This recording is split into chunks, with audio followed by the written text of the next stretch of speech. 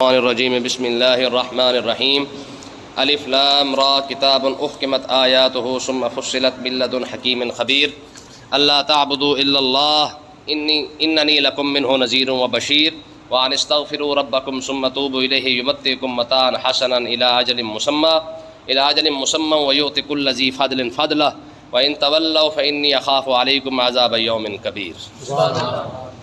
یہ سورۃ ہود ہے، سورۃ یونس کے بعد، کیونکہ حضرت یونس علیہ السلام بھی اللہ کے نبی ہیں، حضرت ہود علیہ السلام بھی اللہ کے نبی ہیں۔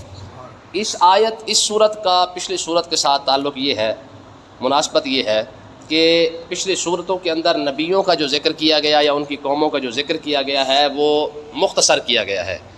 اس صورت کے اندر تفصیل کے ساتھ تمام انبیاء کرام کا ذکر کیا گیا ہے۔ یاد رکھیں، حضرت عبداللہ ابن عباس کہتے ہیں کہ سیدنا صدیق اکبر نے ایک مرتبہ آقا علیہ السلام کی خدمت میں عرض کیا، یا رسول اللہ، آپ کے تو سر مبارک میں اور داڑھی مبارک میں سفید بال آ چکے ہیں۔ تو آقا علیہ السلام نے ارشاد فرمایا کہ جن صورتوں نے مجھے بوڑھا کیا ہے ان صورتوں میں سے ایک سورت ہود بھی ہے، ٹھیک ہے۔ اذا الشمس کورت اور اذا السماء انفطرت، فرمایا یہ دو صورتیں اور یہ سورت ہود اور عما یتساءلون، یہ صورتیں سورت نابا جس کو کہتے ہیں، ان صورتوں نے آقا علیہ السلام نے ارشاد فرمایا کہ مجھے بوڑھا کر دیا ہے، یعنی آپ خود اندازہ کریں۔ پھر ایک اور حدیث پاک کے اندر آتا ہے کہ آقا علیہ السلام نے ارشاد فرمایا کہ جس شخص نے قیامت آنے سے پہلے جس نے قیامت کو اپنی آنکھوں سے دیکھنا ہو وہ ان صورتوں کو پڑھ کے دیکھ لے کہ قیامت کیسی ہوگی۔ اذا الشمس کورت پڑھ لے اور اذا السماء انفطرت پڑھ لے۔ فرمایا کہ جس شخص نے قیامت آنے سے پہلے جس نے قیامت کو اپنی آنکھوں سے دیکھنا ہے، وہ نظارہ جس نے دیکھنا ہے، فرمایا وہ ان دو صورتوں کو پڑھ لے، اسے قیامت کا سارا نقشہ اس کے سامنے آ جائے گا، ٹھیک ہے۔ تو پھر دیکھیں اللہ تعالیٰ نے ارشاد فرمایا، یہ سورۃ ہود ہے، اس کے اندر جو ہے وہ ایک تو انبیاء کا ذکر جو ہے وہ تفصیل کے ساتھ کیا گیا ہے، دوسرا اس کے اندر جو مصیبتیں آتی ہیں، اگر مسلمان ہو تو وہ کیا کرتا ہے، کافر ہو تو کیا کرتا ہے، وہ بھی اس کے اندر بیان کیا گیا ہے۔ اور اس کے بعد جو ہے وہ دین کے اندر جو استقامت اختیار کر لے، مصیبتیں آنے کے بعد جو شخص دین پر ڈٹا رہے تو اس کو اللہ تعالیٰ انعام کتنا بڑا عطا فرماتا ہے، یہ سارا کچھ اس صورت کے اندر بیان کیا گیا ہے۔ بسم اللہ الرحمن الرحیم، اللہ کے نام سے شروع جو نہایت مہربان رحمت والا ہے۔ الف لام را، یہ تین الفاظ حروف مقطعات اس کو کہا جاتا ہے، یہ تین حروف ہیں جن کے بارے میں میں آپ کو اکثر بتاتا رہتا ہوں کہ علماء فرماتے ہیں کہ ان کے معنی اور ان کے مراد کو صرف اللہ جانتا ہے یا اللہ کا رسول جانتا ہے، ٹھیک ہے، اس کے علاوہ ان کو کوئی بھی نہیں جانتا۔ اور میں نے پہلے بھی آپ کو بتایا تھا کہ یہ الفاظ، یہ حروف کیوں نازل ہوئے ہیں۔ یاد رکھیں، عرب کے اندر کچھ الفاظ ایسے تھے جو مختصر بولے جاتے تھے، ہمارے ہاں بھی ہوتا ہے نا کہ سارے الفاظ کے بعد ہاں کر دی جاتی ہے، نہ کر دے جملہ مکمل ہو جاتا ہے۔ تو اسی طریقے سے عرب کے اندر بھی کچھ حروف ایسے تھے کہ جن کو استعمال کرنے سے جملہ مکمل ہو جاتا، اور عرب والے اس بات پہ فخر کرتے تھے کہ ہماری زبان اتنی کمال کی زبان ہے کہ اگر ہم ایک حرف بھی منہ سے نکال دیں تو جملہ مکمل ہو جاتا ہے۔ تو اللہ تعالیٰ نے ان عرب والوں کی ان حروف پر جو فخر تھا، اس کے مقابلے کے اندر اللہ تعالیٰ نے قرآن پاک کے اندر یہ حروف نازل فرمائے ہیں۔ میں تمہارے حروف پڑھنے سے، بولنے سے کسی کو جملہ تو سمجھ میں آ جاتا ہے، لیکن جو حروف قرآن کے اندر میں نازل کروں گا اس کی مراد کو نہ تم سمجھ سکو گے، نہ کائنات کے اندر کوئی شخص سمجھ سکے گا۔ ان حروف کا معنی کیا ہوگا، اس کی مراد کیا ہوگی، وہ اللہ جانتا ہوگا یا اللہ کا رسول جانتا ہوگا، ٹھیک ہے۔ جب یہ حروف نازل ہوئے تو پھر پورے عرب کی جو ہے وہ بولتی بند ہوگی کہ یار ہم تو ایک لفظ منہ سے بولتے ہیں، ہاں سب کو سمجھ آ جاتا ہے، یہ کیسے الفاظ ہے، یہ کیسے حروف ہے جن کے معنی کو صرف اللہ جانتا ہے یا اللہ کے رسول جانتا ہے، کوئی شخص جان بھی نہیں سکتا ہے، حتیٰ کہ جبریل علیہ السلام بھی نہیں جانتے ہیں۔ یہ یاد رکھیں، ان حروف کے معنی کیا ہوگا، الف لام را، ان حروف کو نازل کرنے والے جبریل ہیں، لانے والے جبریل ہیں، پر ان کے معنی کو وہ بھی نہیں جانتے۔ یعنی یہ ایسے راز ہیں جو اللہ اور اللہ کے رسول کے درمیان ہے، جن کے مراد کو، جس کے معنی کو، جس رازوں کو جبریل نہیں جانتا ہے جو لے کے آنے والا ہے، تو پھر کائنات کے اندر اور کون سا بندہ ہوگا جو جانتا ہوگا۔ یہاں سے آپ اللہ تعالیٰ کی اپنے محبوب پر کرم نوازی دیکھیں کہ رب نے اپنے محبوب کو علم کتنا عطا فرمایا ہے، ٹھیک ہے۔ تو اللہ تعالیٰ نے ارشاد فرمایا کہ کتاب احکمت آیاتہ ثم فصلت من لدن حکیم خبیر، فرمایا یہ جو کتاب تمہارے پاس ہے قرآن پاک، احکمت آیات ہو، اس کی آیتیں حکمت سے بھری ہوئی ہیں، ان کی آیتیں حکمت سے بھری ہوئی ہیں۔ آپ قرآن کے ایک لفظ اٹھا کے دیکھیں، اس کے اندر حکمت کے، علم کے سمندر ہی سمندر ہوں گے، ٹھیک ہے۔ پھر آ کے فرمایا کہ اسے ایک تو اس آیتوں کے اندر، قرآن کی ہر آیتوں کے اندر حکمتیں موجود ہے، پھر فرمایا ثم فصلت، پھر ہم نے اس کی تفصیل بیان کر کے رکھی ہوئی ہے، یعنی اس قرآن پاک کی تفصیل اسی کتابوں کے قرآن کے اندر ہی موجود ہے۔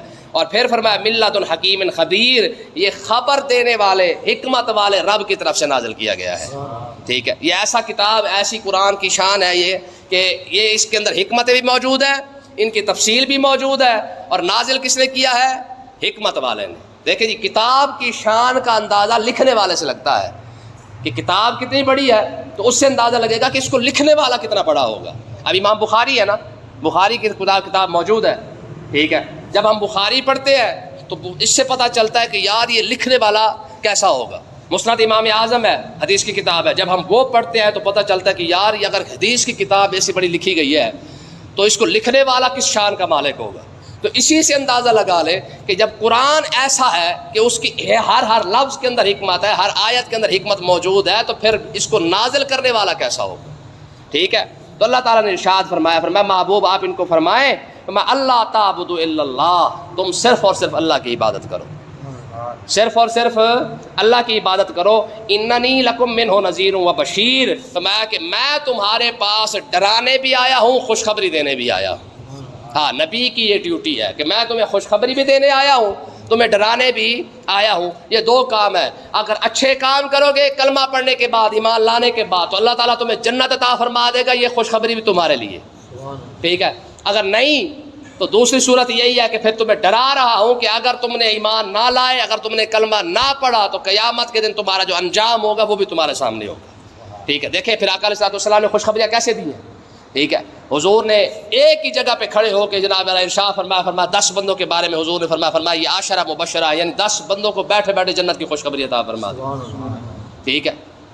پھر جن نے جہنم کے اندر جانا تھا ان کے بارے میں بھی کئی موقع پر حضور علیہ السلام نے اشارتاً بھی ارشاد فرمایا، وضاحت کے ساتھ بھی ارشاد فرمایا یہ جہنم میں جانے والے ہیں، ٹھیک ہے۔ تو کہنے کا مقصد یہ کہ اللہ تعالیٰ نے اپنے محبوب کو یہ شان عطا فرمائی، فرمایا محبوب آپ ان کو ارشاد فرمائے فرمایا کہ میں تمہارے پاس ڈرانے بھی آیا ہوں اور خوشخبری دینے بھی۔ تو اس سے مطلب یہ بھی ثابت ہو گیا کہ خطیب جو ہے نا، خطیب وہ ایسی تقریر کرے جس کے اندر اللہ کی رحمت کی امید بھی ہو، رب کے عذاب کا بھی خوف جو ہے اس کے اندر ضرور ہونا چاہیے، ٹھیک ہے۔ ایسا خطیب خطابت کے اندر کم سے کم یہ تو ہونا چاہیے، جیسے دیکھیں نا ربیع الاول شریف لگا ہوا ہے، ہمارے خطابت سے اگر آگے والے کو کوئی مل نہیں رہا ہے تو پھر خطابت کا فائدہ کیا ہوا۔ ادھر سے ہماری قوم بھی ایسی ہے، ان کی بھی یہی ڈیمانڈ ہے کہ ہمیں ایسا خطیب چاہیے جناب والا جو سر پہ ہاتھ رکھے، کان پہ ہاتھ رکھ کے ایسی سر لگائے، آدھا گھنٹہ جناب والا ساؤنڈ کھول کے پورے مجمع کو سمجھ آئے یا نہ آئے، شور پورا ہونا چاہیے۔ وہ جناب والا گھنٹہ لگا کے جا رہا ہے، کتنا لے گیا جی 50,000 60,000 70,000 80,000 لاکھ روپے بھی خطیب لے رہے ہیں، لیکن دے کیا رہے ہیں؟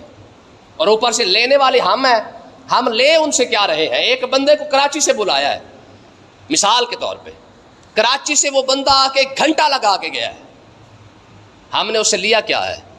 کچھ بھی نہیں، ٹھیک ہے۔ نعت خان آئے، ان کا پروٹوکول ذرا نعت خانوں کا چیک کر لے، اب تو نقیبوں کا پروٹوکول نہیں سنبھالا جاتا ہے، نعت خان تو پھر بھی بڑی بلا بن گیا ہے، ٹھیک ہے نا۔ تو کہنے کا مقصد یہ کہ آپ دیکھ لیں ہماری محفلوں کا حال یہ ہو چکا ہے کہ اب سنجیدہ بندہ ہماری گفتگو سننے نہیں آتا ہے، ہماری محفلوں کے اندر نہیں آتا ہے۔ وجہ کیا ہے؟ کیونکہ انہیں یہ چیزیں پسند کوئی نہیں ہے۔ اب کیونکہ چھلے مچھے کھاتا ہے جناب، جس کا دل کرتا ہے وہ آ کے شروع ہو جاتا ہے، نقیب بھی ہے نا، اس کے بعد جناب نعت خان حضرات ہے، ساری رات آپ دیکھیں نقیب نقابت کے نام پہ ہر بندے کے بعد گھنٹہ لگا دیتا ہے، اسے پوچھنے والا کوئی نہیں۔ نعت خان ہے، اس نے جناب 6 نعتیں وہاں پڑھنی ہے، 6 آگے پڑھنی ہے، 10 روپے کی نویں کاپی لے کے کتابوں نعتوں والی، اس نے پھر نعت خواہ بن جانا ہے، اور عالم کو باری کب دینی ہے؟ رات کے 12 بجے، جب سننے والا ہی کوئی نہ ہو۔ آپ دیکھ لیں ہماری محفلوں کا حال کیا ہوتا ہے، ٹھیک ہے۔ عشاء سے لے کر 12-1 بجے تک نقیب اور نعت خان یہ دونوں سر کھا جائیں گے، ٹھیک ہے۔ جب لوگوں کو سمجھانے کی باری آئے گی، جیسے لوگوں کو نیند آنا شروع ہو جائے گی، چلو بھی عالم کو لگا دو۔ نتیجہ یہ نکلا ہے کہ آج ہماری محفلوں کے اندر وہ روحانیت نہیں رہی ہے، وہ سمجھانے کا جذبہ نہیں رہا، وہ سمجھنے کا جذبہ نہیں رہا ہے۔ تو اللہ تعالیٰ نے ارشاد فرمایا کہ محبوب ہم نے آپ کو یہ 2 شانیں عطا فرمائی ہیں کہ آپ لوگوں کو خوشخبری بھی سنائے، لوگوں کو ڈرائے بھی صحیح، اور یہی چیز خطابت کے اندر ہونی چاہیے۔ آگے اللہ تعالیٰ نے ارشاد فرمایا وَأَنِ اسْتَغْفِرُوا رَبَّكُمْ، فرمایا کہ اگر تم اپنے رب سے استغفار کرو، اپنے رب سے استغفار کرو، ثُمَّ تُوبُوا إِلَيْهِ، اور اس کی بارگاہ اقدس کے اندر توبہ کر لو، ٹھیک ہے۔ اگر یہ دونوں چیزیں یعنی توبہ استغفار اگر شامل ہو جائے تو پھر کیا ہے؟ یاد رکھیں گناہوں سے معافی مانگ لینا، جو گناہ ہو چکے ہیں ان سے معافی مانگنا یہ استغفار ہے. گناہوں سے یعنی جو گناہ ہو چکے ہیں ان سے معافی مانگنا یہ استغفار ہے. اور اگلے گناہوں سے توبہ کر لینا یہ توبہ ہے. اگلے گناہوں سے رک جانا یہ توبہ اور استغفار کا فرق ہے. ٹھیک ہے، تو کہنے کا مقصد یہ اللہ تعالیٰ نے ارشاد فرمایا وَأَنِ ربکم، اگر تم پچھلے گناہوں کی رب سے معافی مانگ لو، ثم توبوا الیہ، اور آئندہ گناہ نہ کرنے سے توبہ کر لو، پھر اللہ تعالیٰ انعام کیا عطا فرمائے گا؟ فرمایا یمتعکم متاعا حسنا الی اجل مسمی، پھر اللہ تعالیٰ تمہیں ایک مقرر وقت تک جو تمہارے ذمہ زندگی رب نے دی ہے، رب تمہیں اس کا فائدہ ہی فائدہ عطا فرما دے گا. ٹھیک ہے، اگر زندگی کو خوشحال بنانا ہے تو یہ نسخہ رب نے دیا ہے. کون سا؟ کہ اپنے گناہوں سے معافی مانگ لو، آئندہ بھی گناہوں سے توبہ کر لو. یا اگر یہ چیز کر لیتے ہو تو پھر اللہ تعالیٰ کیا کرے گا؟ فرمایا تمہیں فائدہ ہی فائدہ عطا فرما دے گا. یمتعکم متاعا حسنا، پھر رب تمہیں فائدہ عطا فرما دے گا. اور آگے دوسرا انعام کیا دے گا؟ فرمایا وَيُؤْتِ كُلَّ ذِي فَضْلٍ فَضْلًا، پھر اللہ تعالیٰ تمہیں اپنے فضل سے ہر فضیلت والے کو فضیلت عطا فرما دے گا. جو فضل والا ہے اس کو فضل بھی مل جائے گا، لیکن ملے گا کس چیز سے؟ توبہ اور استغفار سے. ہمارے ہاں تو رواج ہی کوئی نہیں رہ گیا ان چیزوں کا. ٹھیک ہے، حالانکہ استغفر اللہ ربی من کل ذنب واتوب الیہ یہ پڑھ لے، چاہے استغفر اللہ پڑھ لے. ٹھیک ہے جی، اس کی تو فضیلتیں اتنی زیادہ لکھی ہے کہ میں نے غالباً پڑھا تھا، پتہ نہیں امام مالک تھے یا امام احمد بن حنبل تھے، غالباً امام مالک تھے میرا خیال ہے. یہ کوفہ کے اندر آئے یا کوئی اور شہر بھی ہو سکتا ہے، غالباً کوفہ تھا میرا خیال ہے. تو اس شہر کے اندر آئے تو رات جو ہے یہ مسجد کے اندر جو ہے وہ رک گئے. تو ہوا کیا کہ مسجد کے مؤذن نے جناب امام مالک کو دھکے دے کے باہر نکال دیا، رات نہیں رہنے دیا. اب انہیں کیا پتا تھا یہ کون ہے؟ ٹھیک ہے، اچھا ایک بندہ وہاں سے گزر رہا تھا تو اس نے جب دیکھا نا کہ جناب امام مالک کے ساتھ یہ بدسلوکی ہو رہی ہے، وہ جانتا بھی نہیں تھا امام مالک کو، مہمان سمجھ کے پردیسی سمجھ کے اپنے گھر لے گیا. تو امام نے دیکھا کہ یہ جو میزبان ہے وہ اٹھتے بیٹھتے استغفر اللہ استغفر اللہ استغفر اللہ پڑھتا رہتا ہے. ٹھیک ہے، استغفار کرتا رہتا ہے. تو امام نے اس سے پوچھ لیا کہ یار میں نے دیکھا ہے کہ تو صرف استغفار ہی کرتا رہتا ہے، استغفر اللہ ہی پڑھتا رہتا ہے، تجھے اس کا کوئی فائدہ بھی ہوا ہے؟ اس نے کہا جی میں نے جو بھی دعا مانگی ہے اللہ تعالیٰ نے اس استغفار کے صدقے میری ہر دعا قبول فرمائی. ہاں ایک دعا رہ گئی ہے وہ ابھی پوری ہونی ہے. فرمایا وہ کون سی؟ کہا میں نے اللہ کی بارگاہ اقدس میں یہ دعا مانگ کے رکھی کہ پروردگار میری امام مالک سے ملاقات کروا دے. یہ ابھی رہتی ہے، باقی ساری قبول ہو چکی ہے. جب یہ بات کی نا تو امام مالک ہنس پڑے. فرمایا پھر دیکھ تیرے استغفار نے دھکے کھوا کھوا کے مالک کو تیرے پاس پہنچا دیا ہے. تیرے استغفار نے گھسیٹ کر جو ہے مالک کو تیرے پاس پہنچایا ہے. تو یہ اتنا بڑا فائدہ ہے. امام حسن رضی اللہ تعالیٰ عنہ کے پاس ایک شخص آ گئے، 4 بندے آئے، 4 ایک بھی نہیں 4 بندے آ گئے. ایک نے آ کے اولاد کا رونا رویا کہ جی میری اولاد نہیں، دوسرے نے آ کے مال دولت کا رونا رویا، تیسرے نے آ کے کوئی اور گھر کے معاملات کا رویا، چوتھے نے آ کے کہا جی میرا باغ میری فصلیں خراب ہو چکی ہیں. آپ نے چاروں کو فرمایا تم چارے جا کر استغفار کرو، یعنی استغفر اللہ پڑھتے رہو، اللہ تعالیٰ تم چاروں کو جو ہے جو نعمتوں میں ضرورت ہے وہ ساری عطا فرما دے گا. یہ بات حضرت امیر معاویہ تک پہنچ گئی کہ 4 بندے اور چاروں کو امام حسن نے جو ہے وہ استغفار عطا فرما دیا، یہ وظیفہ عطا فرمایا ہے. تو امام حسن کے پاس حضرت سیدنا امیر معاویہ نے اپنا بندہ بھیجا، کہا جی جا کے امام حسن سے پوچھ کے آئیں کہ یہ جو وظیفہ آپ نے چاروں کو ایک ہی عطا فرمایا ہے یہ خود بتایا ہے یا حدیث سے پاک سے آپ نے لیا ہے یا قرآن پاک سے لیا ہے؟ یہ وظیفہ آپ نے کہاں سے لیا ہے؟ ٹھیک ہے، حضرت امام حسن کے پاس بندہ آ گیا، انہوں نے کہا حضور حضرت سیدنا امیر معاویہ نے مجھے بھیجا ہے اور وہ پوچھ رہے ہیں کہ چاروں بندوں کو جو آپ نے وظیفہ دیا ہے یہ اپنی طرف سے دیا ہے، حدیث سے پاک سے لیا ہے یا قرآن پاک سے لیا ہے؟ تو امام حسن رضی اللہ تعالیٰ نے فرمایا میاں میں نے قرآن سے لیا ہے. سبحان اللہ. کہا جی قرآن میں کہاں لکھا ہوا ہے کہ چاروں کا وظیفہ آپ نے فرمایا تو نے پڑھا نہیں استغفروا ربکم ثم توبوا الیہ انہ کان غفارا، اس طرح کے الفاظ انہ کان غفارا یرسل السماء علیکم مدرارا ویمددکم باموال وبنین ویجعل لکم جنات ویجعل لکم انہارا ما لکم لا ترجون للہ وقارا. ٹھیک ہے، تو میں یہ چاروں چیزوں کو اللہ تبارک و تعالیٰ نے پہلے استغفار بیان کر کے پھر یہ چاروں چیزیں بیان کی ہیں. ٹھیک ہے، کہ جس شخص کے پاس دولت نہیں وہ توبہ استغفار کرے، جس کے پاس پیسہ نہیں ہے، جس کے پاس طاقت نہیں، پاور نہیں، اختیار نہیں، کرسی بھی اگر بندے کے پتروں کی ضرورت ہو تو ٹھیک ہے جی، اولاد نہیں ہے، یعنی کسی بھی قسم کا کوئی مسئلہ ہے، ٹھیک ہے، جو بندہ توبہ استغفار کرنا شروع کر دے. اب یہ الفاظ تو واضح اللہ تعالیٰ کہہ رہا، فرمایا کہ استغفروا ربکم، فرمایا کہ اگر کوئی شخص استغفار کرے، استغفار کا مطلب کیا ہے کہ جو گناہ ہو چکے ہیں ان سے توبہ کرے، اور پھر توبوا الیہ، پھر کیا کرے، اللہ کی بارگاہ اقدس میں آئندہ گناہ نہ کرنے کی توبہ کر لے۔ فرمایا یہ دو کام کرے تو ہوگا کیا، فرمایا یمتعکم متاعا حسنا، ہم اسے فائدہ ہی فائدہ عطا فرما دیں گے، ٹھیک ہے، اور ہوگا کیا، پھر ہم اپنا فضل بھی عطا فرما دیں گے۔ اور اگلی بات فرمایا وَإِن تَوَلَّوْا فَإِنِّي أَخَافُ عَلَيْكُمْ عَذَابَ يَوْمٍ كَبِيرٍ، اگر تم پھر جاؤ، نہ اسلام قبول کرو، نہ تمہیں قرآن سمجھ آئے، اگر تم منہ موڑنا ہی چاہتے ہو اسلام سے، فَإِنِّي أَخَافُ عَلَيْكُمْ عَذَابَ يَوْمٍ كَبِيرٍ، میں پھر مجھے تو بھائی قیامت کے دن تم پر بہت بڑے عذاب کا ڈر ہے کہ اگر تم اسلام قبول نہیں کرو گے، قرآن سے فائدہ نہیں اٹھاؤ گے، تو جس طرح بڑے عذاب کے اندر دوسرے کافر جائیں گے، تم بھی اسی عذاب کے اندر شامل ہو جاؤ گے۔ مجھے تو اس بات کا ڈر ہے، اس وجہ سے تمہیں سمجھا رہا ہوں، ٹھیک ہے۔ الی اللہ مرجعکم، تم نے اللہ کی طرف تو لوٹ کے آنا ہی ہے نا، ٹھیک ہے جی۔ یہ خیر خواہی ہوتی ہے ایک نبی کی، عزیز علیہ ما عنتم حریص علیکم بالمؤمنین رؤوف الرحیم۔ اللہ تعالیٰ نے شان یہی بیان کی اپنے نبی کی، فرمایا میرا نبی حریص ہے کس بات پہ، میرا نبی یہ چاہتا ہے کہ ابو جہل سے لے کر قیامت تک ایک بندہ بھی جہنم میں نہ جائے۔ میرے نبی کی تو محنت اس وجہ سے ہے، میرے نبی کی کوشش اس وجہ سے ہے۔ پھر دیکھیں نا، قیامت تک 1400 سال ہو چکے ہیں، علماء کی بھی تو یار یہی کوشش ہے نا۔ ہم جو کہتے ہیں کہ میاں ایسے نہ کرو ایسے کر لو، کس کا فائدہ ہے، ٹھیک ہے۔ آج جو امام بخاری اتنی محنت کر کے گئے ہیں، امام اعظم ابو حنیفہ کی محنت ہے، امام مالک کی محنت ہے، یہ علماء کی کتابیں لکھی ہوئی ہیں جی، لاکھوں کے حساب سے جو کتابیں لکھ کے دی گئی ہیں، کس وجہ سے دی ہے، تو پیسہ کمایا اس سے۔ 80,000 مسئلہ امام اعظم ابو حنیفہ نے نکالا ہے، کتنا پیسہ دیا ہوگا ہم نے، ٹھیک ہے۔ کس وجہ سے نکالا ہے کہ یار امت کسی بھی مسئلے پر عمل کر کے، آسانی کر کے، اپنے آپ پر رحم کھا کے جنت میں چلی جائے۔ یہی وراثت آج تک چلتی آ رہی اور قیامت تک چلتی رہنی۔ علماء تو خیر خواہی ہے نا امت کے، کہ یار کسی طریقے سے دیکھیں نا، اللہ کے فضل سے آج ہمارا 11واں پارہ ختم ہو رہا ہے، چاہے آپ ہیں چاہے واٹس ایپ پہ سننے والے ہیں، ہم نے آج تک کسی سے 1 روپیہ بھی لیا ہو تو بات کریں نہیں کرتے، الحمدللہ۔ کہنے کا مقصد یہ کہ یہ صرف کیا ہے، یہ خیر خواہی تو ہے، اور کیا میری کوئی ڈیوٹی تھوڑی ہے، یا میں کچھ تنخواہ لے کے تھوڑا کرتا ہوں۔ جتنے علماء بیٹھے ہیں یہ جو حق اور سچ بیان کرتے ہیں، ماذ خیر خواہی کی وجہ سے تو کرتے ہیں۔ دوڑے بھائی کسے نہیں آتے یار، خطیب کون نہیں ہے، ہمیں لچھدار تقریریں نہیں آتی ہیں، ہمیں بھی سارا کچھ آتا ہے، علماء کو نہیں آتا، سب کچھ آتا ہے، لیکن کیا ہے جب کوئی بندہ آپ کو حق بیان کرتا ہے تو وہ ہمدرد بن کے کر رہا ہے، صرف یہ سوچ کے کہ چلو یار ہو سکتا ہے انہیں کوئی سمجھ آ جائے۔ میں تو آپ کو اکثر ہی کہتا رہتا ہوں کہ بھائی حق اور سچ بیان کرنے کے لیے پیٹ کی قربانی دینی پڑتی ہے، حق اور سچ بیان کرنے کے لیے پیٹ قربان کرنا پڑتا ہے، پھر اپنی خواہشات ختم کرنی پڑتی ہیں۔ ہاں دیکھیں نا جی، ہمیں جانتے ہیں اس قوم کی نبض کہاں پہ ہے۔